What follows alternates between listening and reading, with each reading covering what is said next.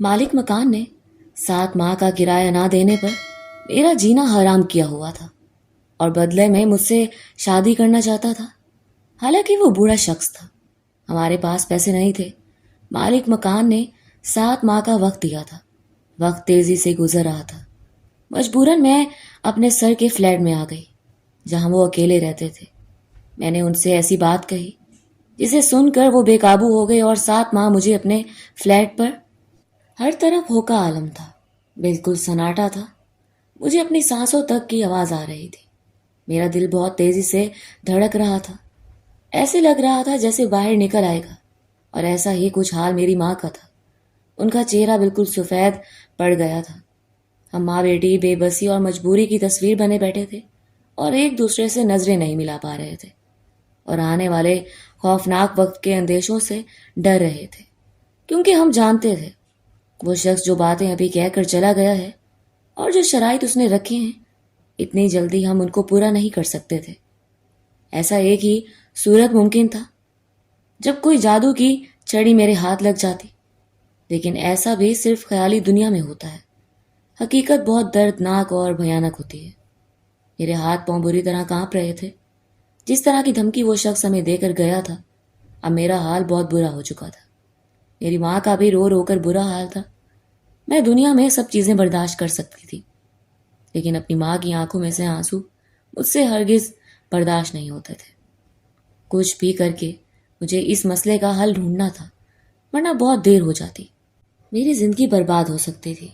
मैं काफी दिनों बाद आज कॉलेज आई थी। अपने दोस्तों से अलहदा होकर मैं दरख्त के करीब ही खामोश मूरत बनी बैठी थी। मेरे दिमाग में अजीब अजीब सोचें भगदड़ मचा रही थी। अगर खुदा न ख्वास्ता वो शख्स हमारे घर आ जाता और एक बार फिर वहीं सब तमाशा लगाता तो मेरी इज्जत को खतरा था। मैं अपने ही घर में अब महफूज नहीं थी। ये सोच ही मेरे लिए सुहान रू थी। मेरी उम्र महज 18 बरस थी, लेकिन मुझ में समझदारी एक 28 साला औरत जैसी थी। मैंने थक हार कर अपने कदम क्लासरूम की जानी बढ़ाए थे। मैं आज काफी दिनों बाद कॉलेज आई थी। इन मसाइल की वजह से मैंने अपनी पढ़ाई भी छोड़ दी थी। अम्मा ने ही मुझे समझाकर कॉलेज भेजा था कि बेटा इस तरह से अपनी पढ़ाई का हर्ज ना करो, तुम्हारा ही नुकसान है। मसले मसाइल तो जिंदगी का हिस्सा ही है। और मुझे भी इनकी बात बेहतर लग रही थी।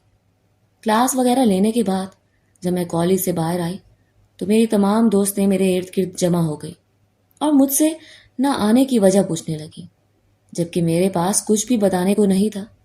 मैं खामोशी से एक तरफ से निकलकर घर के रास्ते पर गामजन हो गई। मैं जानती थी मेरी इस हरकत पर सबके मुंह बनेंगे, ढेरों ढेर बातें बनाई जाएंगी, लेकिन मुझे किसी से अब कोई सरोकार नहीं था। जब इंसान ज़हनी अजियत का शिकार होता है तो उसे कुछ भी अच्छा नहीं लगता। यही हाल मेरा भी था। मेरे पास अभी इतने पैसे भी मौजूद नहीं थे। मैं घर जाने के लिए कोई रिक्शा टैक्सी ले लेती। मुझे पैदल ही चलकर घर तक का फासला तय करना था। मेरा कॉलेज हमारे घर से काफी फासले पर था, लेकिन पैसे ना होने की वजह से यही सब मुझे बर्दाश्त करना था। अभी मुझे कॉलेज से दूर आए कुछ ही देर हुई थी कि अचानक ही एक गाड़ी मेरे सामने लगी। इस गाड़ी को तो मैं बखूबी पहचानती थी। यही तो शख्स था जिसने हमारी जिंदगी को बर्बाद किया हुआ था। वो गाड़ी से बाहर आया तो मुझे अपने हाथ पांव कांपते हुए महसूस हो रहे थे। चंद पैसों की वजह से हम इस शख्स के मोहताज होकर रह गए थे। वो मुझे देखते हुए मगरूरियत से बोला, ए लड़की, कितनी बार समझाया तुम मेरी मलकियत हो, इस तरह से अकेले बाहर मत निकला करो, हमें पसंद नहीं। मेरा बस नहीं चल रहा था उस शख्स का मुंह नोच लूं। उम्र इतनी ज्यादा थी, लेकिन हरकतें एक नौजवान मर्द जैसी थी।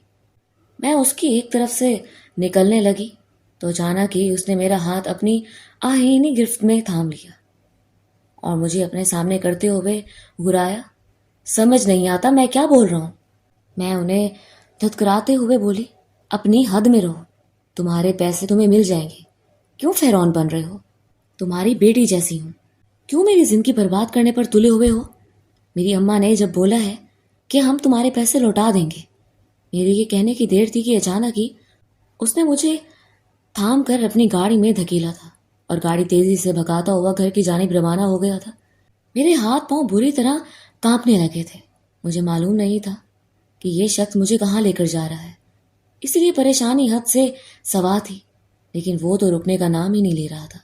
ایک طویل مسافت کے بعد مجھے میرے ہی گھر لے کر آیا تھا اور غصے سے گھسیٹتا ہوا گھر میں داخل ہوا اور امی کے قدموں میں پھینکتے ہوئے بولا، اپنی لڑکی کو اپنے پاس رکھ، یہ مجھے باہر نظر نہیں آنی چاہیے، یہ میری ملکیت ہے، تمہارے پاس ویسے بھی صرف 1 ہفتے کا وقت ہے، 1 ہفتے میں میرا پیسہ دے دو، نہیں تو تمہاری لڑکی کو لے کر چلا جاؤں گا اور شادی کر لوں گا، یہ بات اپنے ذہن میں بٹھا لو۔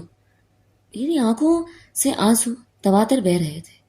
اس شخص نے ہماری زندگی خراب کر دی تھی، وہ یہ بول کر ہمارے گھر سے جا چکا تھا۔ میں نے پریشانی سے امی کی جانب دیکھا تو وہ مجھے اپنے سینے سے لگاتے ہوئے بولی، ایک نہ ایک دن اللہ تعالیٰ اس کو ایسا عرش سے زمین پر پٹکے گا، یہ انسان کہیں کا بھی نہیں رہے گا، تم پریشان مت ہو، اللہ ہمارے ساتھ ہے۔ جبکہ میں اب جان چکی تھی کہ اگر میں نے کوئی مضبوط سہارا اپنے لیے نہیں تلاشا تو میں برباد ہو جاؤں گی۔ میں روتے ہوئے اپنے کمرے میں آ کر دبک کر بیٹھ گئی تھی، میرے جسم کا روم روم کانپ رہا تھا۔ اس شخص نے مجھے ایسے دورائے پر لا کر کھڑا کر دیا تھا کہ نہ میں یہاں کی رہی تھی نہ میں وہاں کی، مجھے کچھ سمجھ نہیں آ رہا تھا میں کیا کروں، اور بہت سوچنے کے بعد میرے دماغ میں صرف ایک ہی حل نظر آیا تھا کہ میں اپنی جان لے لیتی ہوں۔ لیکن مجھے معلوم تھا میرے مرنے کے بعد بھی یہ شخص ہمارا پیچھا نہیں چھوڑے گا، اس لیے تھک ہار کر میں اپنے آپ کو ہی کوسنے لگی تھی۔ لیکن کہتے ہیں نا اللہ تعالیٰ اپنے بندے کو کبھی تنہا نہیں چھوڑتا۔ اچانک ہی میرے دماغ میں سر اشر کا خیال آیا تھا، یہ واحد شخص تھے جو اس مشکل میں میرے کام آ سکتے تھے۔ میں کچھ سوچ کر کمرے سے باہر آئی تو میری اماں سر ہاتھوں میں گرائے زاروں قطار رو رہی تھی۔ میرا کلیجہ منہ کو آیا تھا۔ میں ان کے قدموں میں بیٹھی اور ان کے ہاتھ تھامتے ہوئے بولی، آپ کو پریشان ہونے کی اماں قطعاً ضرورت نہیں ہے، میں ابھی کچھ دیر میں واپس آ جاؤں گی، تب تک آپ اپنا خیال رکھنا۔ میری ماں کچھ کہتی اس سے پہلے ہی میں گھر سے باہر آ گئی تھی۔ میرا ارادہ کالج واپس جانے کا تھا، لیکن یکدم ہی خیال آیا کالج کے اساتذہ بھی جلدی ہی چلے گئے ہوں گے کیونکہ پیپرز ہونے میں کچھ ہی وقت رہ گیا تھا، اس لیے سب ٹیچرز جلدی گھر چلے جایا کرتے تھے۔ میرا رخ سر اشر کے فلیٹ کی طرف تھا۔ میں جانتی تھی کہ یہ سب میرے لیے خطرناک ہے، کسی استاد کے گھر اکیلے جوان لڑکی کو نہیں جانا چاہیے۔ ان کی عمر کہنے کو تو 35 سال تھی، لیکن وہ شخص دیکھنے میں بلا کا حسین تھا۔ میں نے کبھی بھی انہیں غلط نگاہ سے نہیں دیکھا تھا۔ وہ میرے استاد تھے اور میرے لیے قابل احترام تھے، لیکن مجھے معلوم نہیں تھا کہ آج میں ان کے در پر کس لیے جانے والی ہوں۔ تھوڑی مسافت کے بعد میں ان کے فلیٹ کے باہر کھڑی ہوئی تھی۔ میں نے ایک گہری سانس ہوا کے سپرد کر کے جیسے ہی دروازے کو بیل دینے کے لیے ہاتھ بڑھایا، لیکن اس سے پہلے ہی دروازہ کھول دیا گیا تھا۔ شاید سر اشر کہیں جانے کی تیاری میں تھے۔ انہوں نے لٹے کی مانند اکڑا ہوا سفید لباس پہنا ہوا تھا۔ دیکھنے میں وہ کافی جازم نظر آ رہے تھے۔ مجھے دیکھتے ہوئے حیران ہوئے اور کہنے لگے، رامین بیٹا، آپ یہاں؟ سب خیریت ہے؟ جبکہ میں خاموشی سے ان کے فلیٹ میں داخل ہو گئی تھی۔ یقیناً ان کے لیے یہ عمل کافی حیرت انگیز تھا، لیکن مجھے کسی بھی صورت ان سے بات کر کے اپنی تکلیف انہیں بتانی تھی۔ ایک بار انہوں نے مجھ سے وعدہ کیا تھا کہ تم کبھی بھی کسی بھی مصیبت میں ہو تو میرے پاس آ جانا، میں تمہاری مدد ضرور کروں گا۔ اور یہ واحد استاد تھے جس سے میں اپنے دل کی ہر بات کر لیا کرتی تھی۔ کہنے کو تو وہ آدمی تھے، لیکن وہ ہر بچے کی بات کو سمجھتے تھے اور اس کی پریشانی کو حل کرنے کی ہر ممکن کوشش کرتے تھے۔ وہ مجھے دیکھتے ہوئے بولے، بطور آمین یہاں کیسے آنا ہوگا؟ مجھے گاؤں جانا ہے، میری اماں میرے انتظار میں ہے۔ جبکہ اچانک ہی میرا دل بھر سا آیا تھا اور میں روتے ہوئے ان کے سینے سے لگ گئی تھی۔ یقیناً ان کے لیے یہ عمل کافی حیرت انگیز تھا۔ وہ اپنی جگہ پر ساخت ہو گئے تھے۔ کافی دیر تک میں ان کے سینے سے لگی زاروں قطار اپنے آنسو بہاتی رہی تھی۔ تھوڑی دیر بعد انہوں نے مجھے آرام سے علیحدہ کیا اور لاؤنج کے صوفے پر بٹھاتے ہوئے سنجیدگی سے بولے، بطور آمین کیا ہوا ہے؟ اس طرح ہلکان ہونے کی تمہیں قطعاً ضرورت نہیں ہے، میں تمہاری ہر مشکل میں تمہارے ساتھ کھڑا ہوں۔ میں کہیں نہیں جا رہا، تم مجھے اتنا بتاؤ یہاں کیسے آنا ہوا اور تم اتنی پریشان کیوں ہو؟ میں نے روتے روتے اچانک ہی ان کے آگے ہاتھ جوڑ دیے تھے۔ یہی ایک واحد شخص تھا جس کے سامنے مجھے اپنی تکلیف بتاتے ہوئے ذرا بھی شرم نہیں آ رہی تھی۔